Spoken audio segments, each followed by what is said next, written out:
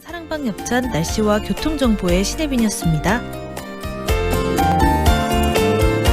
황동현의 시선집중과 함께하고 계시는 지금 시각 8시 13분 지나고 있습니다. 우리 아파트 관리비 제대로 관리되고 있나 많이들 궁금하실 텐데요.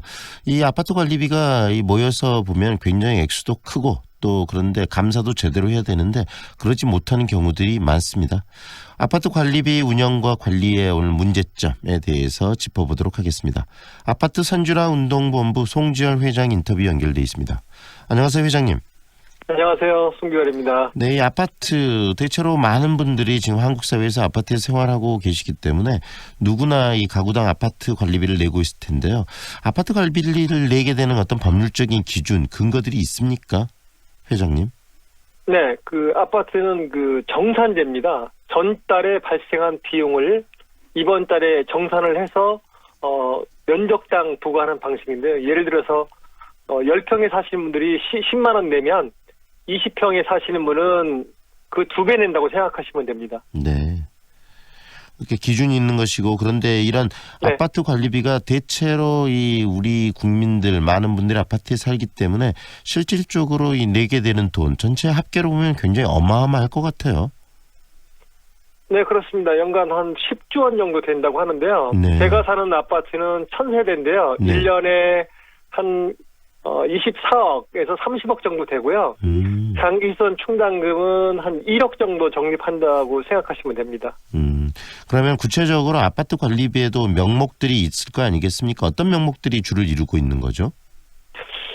집주인이 내야 되는 장기수선 충당금이라는 게 있고요. 네. 그다음에 세입자는 현재 거주하고 있는 분들이 내는 발생 비용, 그러니까 살면서 발생한 비용이거든요. 경비비, 청소비, 관리소 직원 월급, 전기요금, 수도요금 이런 것들이 일반 관리비라고 생각하시면 됩니다. 공동주택으로 운영이 되기 때문에 이 관리비를 내는 것은 어쩔 수 없어 누구나 내야 되는 필수 조항일 것 같은데 방금 우리 회장님께서 말씀하셨지만 1000가구 정도 사는 아파트에 1년에 걷어주는 그 비용이 한 24억에서 30억 정도 될 것이라는 이야기를 하셨는데 액수가 어마어마하지 않습니까? 관리, 감사 이런 기능들이 제대로 좀 갖춰져야 될 것 같은데 그런 것들이 법률적으로 기준들이 다 정해져 있나요? 네, 감사는 아파트에 500세대 이상은 감사를 2명을 선임하도록 돼 있고요. 이분들이 이제 수시로 감사를 하라, 이런 취지로 이제 법이 개정됐는데요. 그리고 1년에 한 번씩 회계감사를 의무적으로 받아라. 이런 규정이 있어요. 네네. 그런데 이제 감사분들이 이제 전문성이 없다 보니까 이렇게 써야 되나 보다 하고 그냥 넘어가는 경우가 많고요. 네. 그다음 회계감사도 이번에 서울에서 사고 난 것처럼 네. 한 10억 원 정도가 횡령이 돼도 회계감사에서 적발이 안 되고 적정하다. 이렇게 이제 결론이 났는데요. 네. 회계감사를 부실하게 한 것이라고 보시면 됩니다. 그러니까 회계감사를 해도 아파트 비리를 잡을 수도 없다.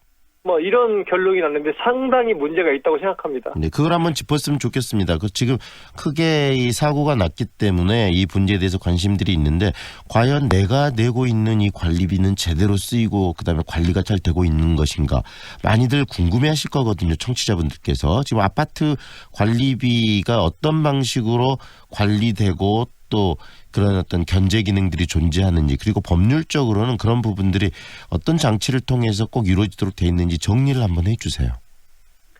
네, 견제 기능은 단순하게 이제 아까도 말씀드렸지만 감사 기능. 아파트 감사 기능, 네. 그리고 공인회계사가 이제 1년에 한 번씩 의무적으로 회계 감사를 해서 회계 장부와 통장 장부가 맞는지를 확인하는 과정인데요. 네. 통장 장부가 맞다고 하면 주민들은 의심을 안 하게 되거든요. 네. 그런데 이제 공사비를 이제 가짜 공사비 계약서 이런 걸 만들어 놓고 돈이 지출되면 문제가 없다 이렇게 나오는 경우도 있거든요. 네네. 근데 이번처럼 이제 통장에 돈은 실제로 없는데도 불구하고 통장에 잔고가 남아 있다. 이렇게 이제 회계 감사를 하는 것은 이제 회계사가 이제 부정행위를 했다고 봐야 하거든요. 네.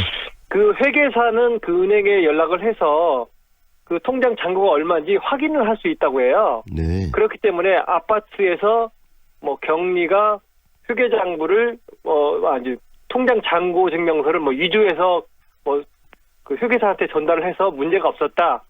이런 것은 그 현실에 맞지 않는 엉뚱한 이야기고요.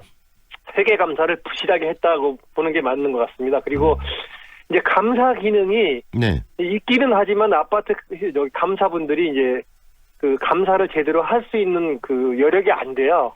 그렇다 보니까 그 중에서 이제 감사 말고 입주민 중에서도 감사를 할 수 있는 사람들이 분명히 계시거든요. 아파트 이제 그 업무를 종사하시는 분들 계시고요. 네. 근데 이분들이 의심되는 정황을 잡았을 때 나설 수가 없다는 거예요. 이게 문제입니다. 왜 네. 그러죠? 그 비리는 아파트 관리 주체, 관리사무소에서 벌어지는데 네. 관리사무소의 허락을 받고 게시판에 뭐 우리 아파트에 문제가 있으니 주민들 모여서 토론합시다. 이렇게 공지를 해야 되는데 할 수가 없게 돼 있어요. 네. 근데 뭐 비리가 있는 관리수장한테 이것 때문에 허락할 주민이 공청회 할 거니까 허락할 이유가 없겠죠. 네. 관리소장은. 이거 공지 좀 붙이게 협조해달라 그러면 당연히 안 해주겠죠. 네. 이게 법으로 명시가 돼 있어요. 그걸 허락받으라고요. 이런 것들이 비리를 조장하는 측면도 있다고 저는 그렇게 생각을 합니다. 그리고 이제 네.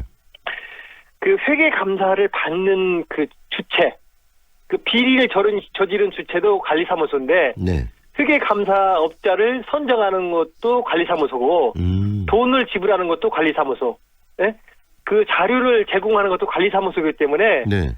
이들이 이제 결탁을 해서 회계 감사를 조작할 여지가 다분하게 있다는 거죠. 네. 네, 이게 문제예요. 들어보니까 그런 부분들은 좀 법을 바꿔야 될 부분이 있을 것 같은데요. 안 그렇습니까? 이번에 국토부에서 발표한 거 보니까 그걸 개선하겠다 이런 보도자를 내놨더라고요. 네네. 그래서 그 주민들이 의심이 나면 그거를 그 비리가 발생하기 전에 그거를 이제 돈을 지출하지 못하게 하고 그 토론을 거쳐서 문제가 있으면 그 공사 계약서나 이제 이런 것들을 수습시켜서 제대로 진행할 수 있게 해야지. 나중에 돈이 다 지불한 다음에 횡령사고가 발생했네.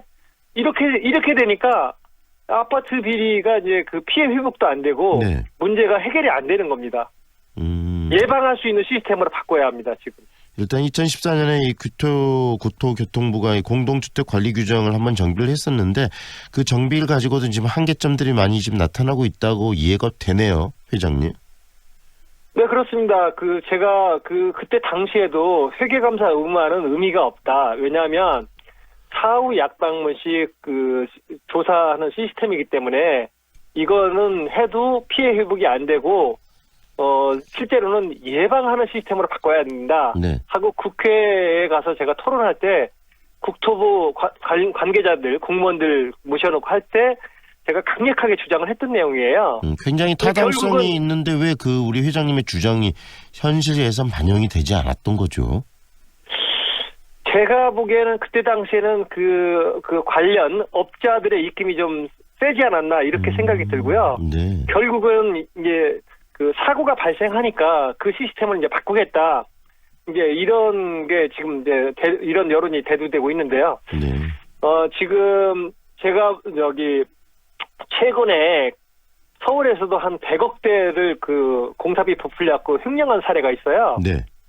그런데 결국은 입찰 담합만 기소돼서 지금 재판에 넘겨졌거든요. 네. 그런데 피해 회복은 현실적으로 불가능한 시스템이에요. 그렇게 100억대를 그 공사비를 부풀려도 뭐 벌금 조금 한 1,000만 원 안팎으로 내면 끝날 것으로 보이거든요. 그러니까 이런 일이 반복되는 거 아니겠습니까? 네, 그렇습니다. 뭐 크게 어느 분이 그러더라고요. 7억하고 왜 자살을 하냐. 그 정도면 3년만 감옥 갔다 오면 되는데, 네? 어떻게 3년에 그 7억 못 모으는데 그 자살한 사람 잘못한 거 아니냐. 경찰관 출신 택시기사님이 이런 말씀을 하시더라고요. 네. 그래서 이게 제가 보기에는 아파트에서 발생하는 범죄는 특별법을 입법을 해가지고요. 네. 사회에서 영원히 격리시켜야 이런 일이 발생하지 않을 것으로 생각이 됩니다. 네, 방금 말씀하신 것처럼 우리 사회 지금 아파트에 거주하는 가구 수가 많기 때문에 이런 문제가 지금 터지긴 했지만 또 지금 잠복해 있는 경우들도 굉장히 많을 거라는 생각이 들거든요. 그런데 방금 이야기하신 것처럼 이런 것들이 터졌을 때 그것이 나중에 회복될 수 있는 상황들, 돈이나 이런 것들을 회수할 수 있는 상황들이 시스템으로 만들어지지 않았다는 건 굉장히 위험하고 터지게 되면 이런 또 사회 갈등이 더 크게 야기될 수 있는 상황을 만들어낸다는 이야기인데 이번에 좀 제대로 바꿔야 되겠네요. 네, 그렇습니다. 지금 제가 보기에는 입주민 견제 기능을 대폭 강화해서 주민들이 문제가 있을 때 다른 주민들한테 알려가지고 이거는 공사를 하면 안 된다. 다른 아파트에는 그 페인트 공사를 2억 5천 했는데 우리 같은 1000세대 페인트를 왜 7억에 하냐. 네. 이거는 입주자 대표를 몰아내고 공사를 스톱시켜야 된다. 뭐 이렇게 해서 그 주민들 스스로가 내 재산을 내가 지킬 수 있도록 시스템을 대폭 강화하지 않으면 이번 같은 아파트 그 대형 비리 사건은 끊임없이 발생할 것이고요. 네.